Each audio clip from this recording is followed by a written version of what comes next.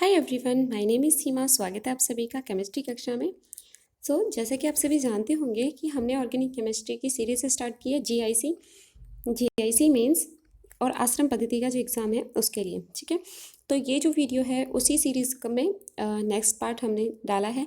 तो इससे पहले हम 5 क्वेश्चन ऑलरेडी डिस्कस कर चुके हैं ऑर्गेनिक केमिस्ट्री के। अगर आपने वो वीडियोस नहीं देखी है तो डिस्क्रिप्शन में आपको लिंक मिल जाएगा, आप वो भी देख लीजिएगा। आपको आइडिया हो जाएगा कि ऑर्गेनिक केमिस्ट्री के जो क्वेश्चन है आपको किस तरह से प्रोसीड करने हैं, उनका आंसर किस तरह से लिखना है। तो इस वीडियो में हम जो क्वेश्चन नंबर 6 की बात करें, इसमें हमने जो क्वेश्चन लिया है, how do you convert the following, इस टाइप के क्वेश्चन लिए। तो ये वाले टाइप के क्वेश्चन मैंने क्यों लिए हैं, इसके पीछे कुछ रीजंस हैं। देखिए, फर्स्ट रीज़न जो है कि सबसे पहला जो है यूपीपी सीएस के जो मेंस के मैंने पेपर्स देखे थे, एनालाइज किया था, उनमें मैंने पाया है कि जो इस टाइप के क्वेश्चन है ये पूछे गए हैं। ठीक है, तो पॉसिबिलिटी है कि अगर पूछे गए हैं तो यूपीपीसीएस में पूछे गए हैं तो पॉसिबिलिटी है कि जीआईसी और आश्रम पद्धति में इस टाइप के क्वेश्चन पूछे जाने की प्रोबेबिलिटी है।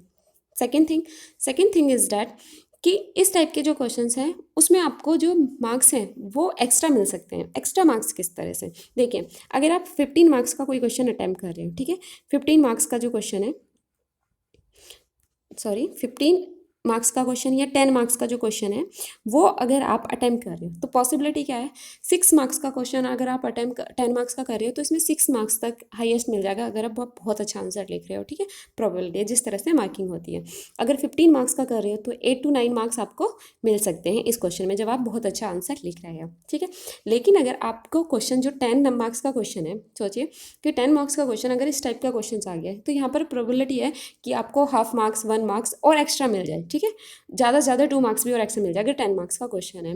क्यों? क्योंकि स्ट्रेट फॉरवर्ड है, एक तरह से मैथमेटिकल टाइप के क्वेश्चन जो होते हैं ना, कैलकुलेशन कर दिया और आपको सिंपल आंसर मिल गया, उसमें और कुछ लिखने का नीड नहीं है कि जो है सो है। ठीक है, तो आपने जब ये रिएक्शन कंप्लीट करा दी है तो इसमें आपको पॉसिबिलिटी है कि आपके मार्क्स ज़्यादा मिल जाए। तो देखिए, एक चीज़ है कि आपको चॉइस वाले क्वेश्चंस मिल सकते हैं। जिस तरह से आप यूपीपीसीएस का देखोगे, आप यूपीएससी देख लो, यूपीपीसीएस देख लो, ये यूपीपीसीएस जीआईसी का जो होता है पेपर, अभी तो ये मेंस फर्स्ट टाइम हो रहा है, लेकिन जियो साइंटिस्ट का जो पेपर हुआ है उसमें अगर आप देखोगे तो वहाँ पर चॉइस में भी क्वेश्चंस मिल जाते हैं कि आप इतने कर सकते हो। यानी कि जैसे क्वेश्चन नंबर 2 दे दिया कि इसमें 3 क्वेश्चन देख लिया और 3 क्वेश्चन में से आप कोई भी 2 अटैम्प्ट कर सकते हो, इस टाइप के चॉइस के क्वेश्चन आते हैं। तो आपको ट्राई करना है कि अगर चॉइस में क्वेश्चन आ रहा है कि एक 10 मार्क्स में आपको लिखना है, सिंपल क्वेश्चन आपको आंसर करना है, और 10 मार्क्स में आपके इस टाइप के क्वेश्चन है, तो आप चूज़ कीजिएगा इस टाइप के क्वेश्चन। क्योंकि अगर आपका 1 मार्क्स भी अगर इंक्रीज हो रहा है कि आप बेस्ट आंसर दोनों में लिख रहे हैं और उसमें बेस्ट आंसर लिखने के बाद आपको इस टाइप के क्वेश्चन में मार्क्स ज़्यादा मिलने की प्रोबेबिलिटी है, पॉसिबिलिटी है, तो आपको इस टाइप का क्वेश्चन अटैम्प्ट करना होगा। ठीक है, देखिए, जो सिलेक्शन है उसके लिए हाफ मार्क्स बहुत ही ज़्यादा इंपॉर्टेंट हो जाते हैं। वो कहते हैं ना कि बूंद बूंद से घड़ा भरता है, तो हाफ मार्क्स से भी काफ़ी मार्क्स इंक्रीज हो सकते हैं और आपका जो सिलेक्शन है आप उसके मतलब कि और ज़्यादा पास जा सकते हो। आप सिलेक्शन के लिए आपके लिए काफ़ी ज़्यादा बेनिफिट ये चीज़ें हो सकती है। तो आई होप आपको ये चीज़ें समझ में आई हो। तो इसीलिए मेरा मानना है कि इस टाइप के जो क्वेश्चंस हैं वो छोड़ने वाले नहीं होते, वो देखते ही करने वाले होते हैं। इस टाइप के जो क्वेश्चन हैं, सबसे पहले क्या है कि इस टाइप के क्वेश्चन को देख के आपको सोचना होगा कि क्वेश्चन में क्या पूछा हुआ है। ठीक है, इसके लिए कुछ मैं रिएजेंट्स बताऊंगी, कुछ जैसे कि ग्रिग्नार्ड रिएजेंट हो गया। ग्रिग्नार्ड रिएजेंट की जो सारी रिएक्शन है आपको एक बार वो देख लीजिएगा, सो डैट कि उसका यूज़ कहीं ना कहीं किसी ना किसी स्टेप में आप कर सकते हो। ठीक है, जरूरी नहीं है। देखिए, सिंपल एक क्वेश्चन जो है, propane two ol to 2 methyl prop two ol, ये आपको बनाना है। तो जिस प्रोसेस से मैंने आपको दिखाया है, जरूरी नहीं है कि आप भी उसी से करो। इस क्वेश्चन को आप अपने अकॉर्डिंग भी कर सकते हो। ठीक है, कुछ दूसरे रिएजेंट्स यूज़ करके आप यहाँ तक पहुँच सकते हो। ठीक है, तो आपको सिर्फ सिंपली सोचना है कि कुछ रिएजेंट्स जो हैं और कुछ ऑक्सीडाइजिंग और रिड्यूसिंग रिएजेंट जो है वो आपको पता होना चाहिए। और सिंपली अगर बात करें कि आप इतने बड़े बड़े रिएजेंट ना याद करके आप सिंपली जो आपका एनसीईआरटी में दिए हुए हैं कुछ रिएक्शंस, वो भी अगर आप फॉलो कर लोगे, नेम रिएक्शंस अगर फॉलो कर लोगे, तो इस टाइप के क्वेश्चन आसानी से हो जाएंगे। ओके, तो फर्स्ट क्वेश्चन पे आते हैं। तो इसमें क्या पूछा हुआ है, प्रोप टू ऑल, आपको ये प्रोपेन टू ऑल है, इसको आपको चेंज करना है 2 मेथिल प्रोपेन टू ऑल में। ठीक है, तो आपको सिंपली क्या करना है कि यहाँ पर जो है एक CH3 ग्रुप और इंट्रोड्यूस करना है। ठीक है, आपको ये समझ में आ गया है। आप एक चीज़ कीजिए कि जिसको बनाना है, जिसमें से जिसको बनाना है दोनों को लिख लीजिए। अब आप देखिए कि आपको क्या करना है कि आपको इस वाली पोजीशन पे आपको सिंपल पता चल रहा है कि इस वाली पोजीशन पर आपको एक CH3 और ग्रुप इंट्रोड्यूस करना है। तो आपके मन में आएगा कि इसको ऑक्सीडाइज करा के कीटोन बना दें। ठीक है, तो ऑक्सीडाइज करा लीजिए, जरूरी नहीं है यही ऑक्सीडाइजिंग रिएजेंट आप यूज़ करो, कोई और दूसरा भी ले सकते हो, बट ये भी ऑक्सीडाइज कर सकता है इसको। तो आपने इसको किया तो इसको किसमें चेंज कर दिया, एसीटोन में कर दिया। एसीटोन के बाद आपको पता है कि जो कीटोन होता है वो अगर उसकी हम ग्रिग्नार्ड रिएजेंट से रिएक्शन कराएं तो हमको 3 डिग्री अल्कोहल मिल जाता है। तो सिंपली हमने क्या किया, यहाँ पर ग्रिग्नार्ड रिएजेंट से रिएक्शन कराए, ये वाला कंपाउंड बना और उसके बाद इसको हाइड्रोलाइज कराया और हाइड्रोलाइज कराने के बाद हमें 2 मेथिल प्रोपेन 2 ऑल मिल गया। तो इस तरह से ये रिएक्शन कंप्लीट हो गई। नेक्स्ट रिएक्शन को देख लेते हैं एक बार। नेक्स्ट क्या है, नेक्स्ट में पूछा है कि इथेनॉल को कन्वर्ट करना है किसमें, एसीटोन में। तो इथेनॉल को एसीटोन में किस तरह से कन्वर्ट किया जा सकता है, सबसे पहले इथेनॉल लिखिए और उसके बाद आपको क्या लिखना है कि एसीटोन लिख दीजिए कि एसीटोन में आपको क्या करना है, इसको कन्वर्ट करना है। तो यहाँ पर क्या है कि अगर आप इसको ऐसे लिखोगे CH3 CH2OH, ठीक है, इस तरह से आप इसको लिख सकते हो। थोड़ा सा ठीक से लिखते हैं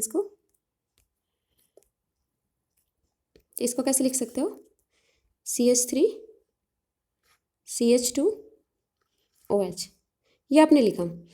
इससे आपको एसीटोन में कन्वर्ट करना है। अब आपको क्या देख रहे हो इसमें, सिंपली क्या देख रहे हो कि इसमें एक CH3 ग्रुप और इंट्रोड्यूस हुआ है, यानी कि एक कार्बन और हुआ है। ठीक है, यहाँ पर कितने कार्बन है, इथेनॉल में 2 कार्बन है और आपको एसीटोन में 3 कार्बन, यानी कि एक कार्बन और करना है। हमको पता है कि कार्बन कार्बन बॉन्ड बनाने के लिए जो ग्रिग्नार्ड रिएजेंट है काफ़ी अच्छा है, तो ग्रिग्नार्ड रिएजेंट हम बना सकते हैं। लेकिन अल्कोहल पे क्या ग्रिग्नार्ड रिएजेंट अटैक करेगा, नहीं करेगा। तो अल्कोहल को हमें किसी ऐसे में कन्वर्ट करना है जहाँ पर ग्रिग्नार्ड रिएजेंट जो है अटैक कर सके। ठीक है, और हम इसको बना सकते हैं। तो क्या करेंगे अब हम यहाँ पर, तो सबसे पहले क्या क्या है, इथेनॉल टू हमने इसका ऑक्सीडेशन करा दिया और ऑक्सीडेशन कराने के बाद क्या मिला है, ऑक्सीडेशन कराने के बाद क्या मिला है यहाँ पर, एल्डिहाइड। एल्डिहाइड में कन्वर्ट कर दिया। अल्कोहल का ऑक्सीडेशन कराएंगे तो किस में कन्वर्ट होगा, एल्डिहाइड में। लेकिन आपको ध्यान रखना है कि कोई ऐसा ग्रुप ना ले लें कि वो एल्डिहाइड में कन्वर्ट ना करके सीधा किस में कर दे, एसिड में कन्वर्ट कर दे। ठीक है, तो एसिड में कन्वर्ट नहीं करना है, एल्डिहाइड में आपको कन्वर्ट करना है। ओके, एल्डिहाइड में कन्वर्ट करने के बाद आप यहाँ पर क्या लोगे, ग्रिग्नार्ड रिएजेंट लोगे और ग्रिग्नार्ड रिएजेंट लेने के बाद इसका हाइड्रोलाइसिस कराने के बाद क्या बन गया, 2 डिग्री अल्कोहल बन गया। अब इसका सिंपली क्या करोगे, फिर से ऑक्सीडेशन करा दोगे तो क्या मिल जाएगा, एसीटोन आपको मिल जाएगा। ओके, तो ये हो गया। इसके बाद अगर नेक्स्ट करें, थर्ड की बात करें, प्रोपेन नॉन टू प्रोपीन। तो प्रोपेन नॉन टू प्रोपीन बनाना है। सिंपल क्या किया है, एसीटोन का क्या है, प्रोपेनॉन, एथ मैथ प्रोप, तो ये प्रोपेनॉन भी है या एसीटोन भी आप इसको बोल सकते हो। तो इसके बाद क्या किया है, NaBH4, इसका क्या कराया, रिडक्शन कराया। रिडक्शन कराने के बाद ये क्या हुआ, 2 डिग्री अल्कोहल बन गया। और जब इसकी कॉन्क H2SO4 के साथ कराएंगे और हीट देंगे तो ये क्या बन जाएगा, क्या हो जाएगा, इसमें एलिमिनेशन हो जाएगा और एलिमिनेशन के बाद आपको क्या मिल जाएगा, प्रोपीन मिल जाएगा। ओके, नेक्स्ट अगर बात करें, ये काफ़ी इंपॉर्टेंट है ये वाला जो क्वेश्चन है, ये देखिए एक बार कि para nitrotoluene to 2 bromo benzoic acid में आपको कन्वर्ट करना है। ठीक है, तो आप सिंपल बनाइए पैरा नाइट्रोटोल्यूइन और उसके बाद जो फाइनल जो प्रोडक्ट बनाना है वो बना के देखिए। तो वो क्या है, बेंजोइक एसिड।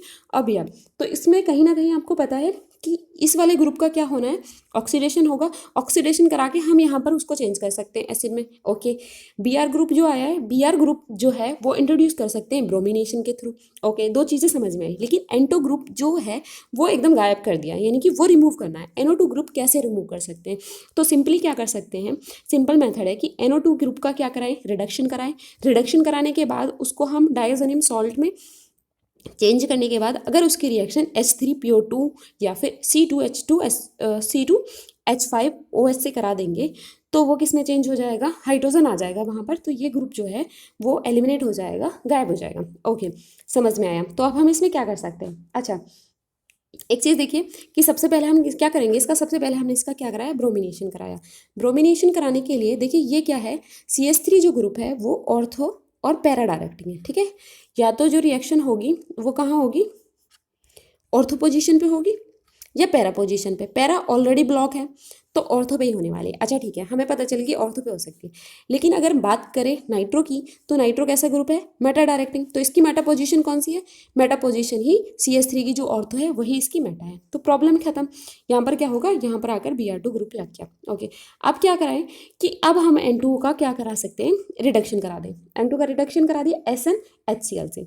ये एक नेम रिएक्शन है, आपको कमेंट करके बताना है कि ये कौन सी नेम रिएक्शन है जिसमें नाइट्रो ग्रुप को चेंज कर दिया एमीन ग्रुप में SnHCl की प्रेजेंस में।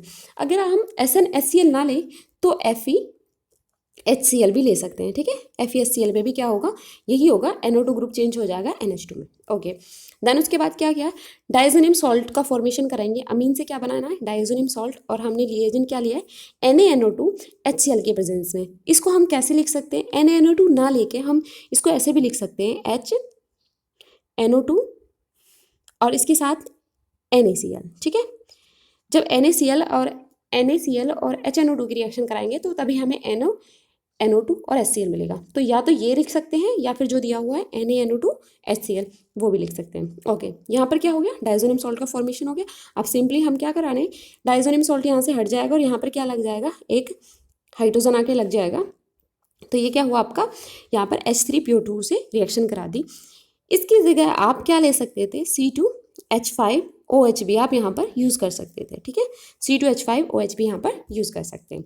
ओके, देन उसके बाद क्या करना है, ऑक्सीडेशन करा दें। तो इस वाले ग्रुप का जब हम ऑक्सीडेशन कराएंगे तो ये वाले ग्रुप को ऑक्सीडेशन कराने के बाद क्या आ गया है, इस वाले ग्रुप को ऑक्सीडेशन कराने के बाद यहाँ क्या आ गया है, एसिड बन गया है। तो ये क्या बन गया है, बेंजोइक एसिड, और इसकी ऑर्थो पोजीशन पे Br ग्रुप लगा हुआ है तो 2-ब्रोमो बेंजोइक एसिड हो गया। अच्छा, एक चीज़ और है कि यहाँ पर आप बोल सकते थे कि यहाँ पर ब्रोमिनेशन हमने फर्स्ट स्टेप में करा, हम फर्स्ट स्टेप में इसका वो भी करा सकते थे ना, ऑक्सीडेशन, ठीक है। ऑक्सीडेशन करा देते हैं, ऑक्सीडेशन कराने के बाद क्या बन जाता है, एसिड बन जाता है। तो एसिड कौन सा होता है, ये मेटा डायरेक्टिंग होता है और ये मेटा डायरेक्टिंग होता है। तो इसकी मेटा डायरेक्टिंग कौन सी पोजीशन होती है, इसकी मेटा ये होती है और नाइट्रो की मेटा ये होती है।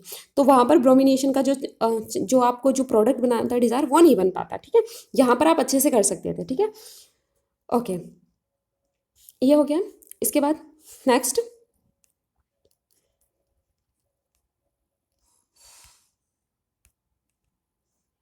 ओके नेक्स्ट देख लेते हैं। इसमें ये है नाइट्रोबेंजीन टू फिनॉल।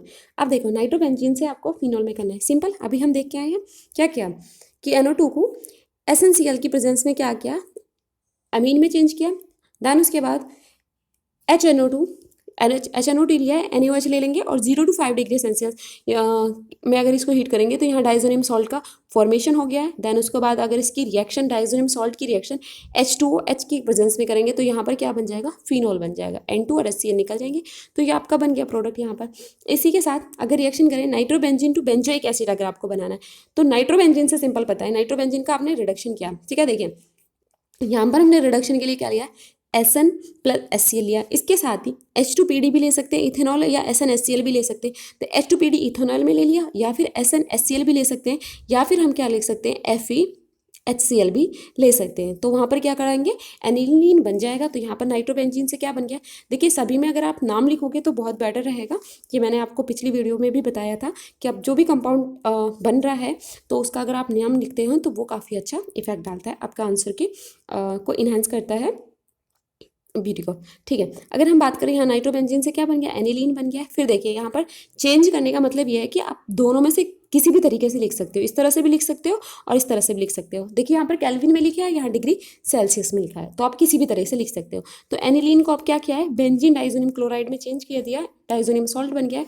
उसके बाद यहाँ पर क्या बनाया है, साइनाइड बनाया है, बेंजोनाइट्राइल बना दिया है। तो CuCN KCN के साथ रिएक्शन करेंगे तो ये भी एक नेम रिएक्शन है, ठीक है। तो यहाँ पर ये रिएक्शन करेंगे तो यहाँ साइनाइड ग्रुप आ जाएगा, नाइट्राइल ग्रुप आ जाएगा। तो क्या बन गया है, बेंजोनाइट्राइल। अब इसका हाइड्रोलाइसिस करेंगे तो बेंजोइक एसिड बन गया।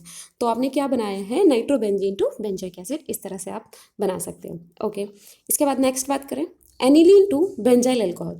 तो एनिलीन से कन्वर्ट करके आपको क्या बनाना है, बेंजाइल अल्कोहल बनाना है।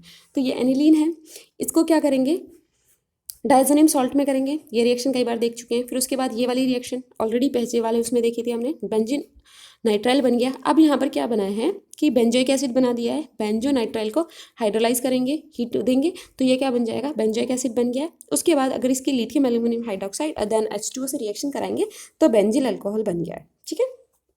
ये बन गया बेंजिल अल्कोहल।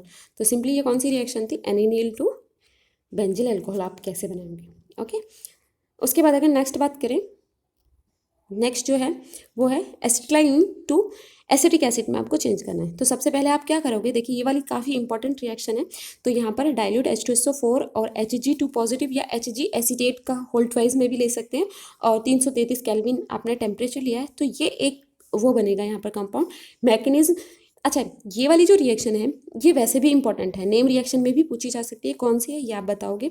और ये आपने पढ़ी होगी ना, ऑक्सीमर्क्यूरेशन और डीमर्क्यूरेशन, उस टाइप की रिएक्शन है। और उसके बाद टॉटोमेरिज्म करेंगे तो एल्डिहाइड बनेगा, और एल्डिहाइड का आपको पता है फर्दर आपने क्या किया, ऑक्सीडेशन कर दिया, और ऑक्सीडेशन करने के बाद क्या बन गया, एल्डिहाइड से एसिड बन गया।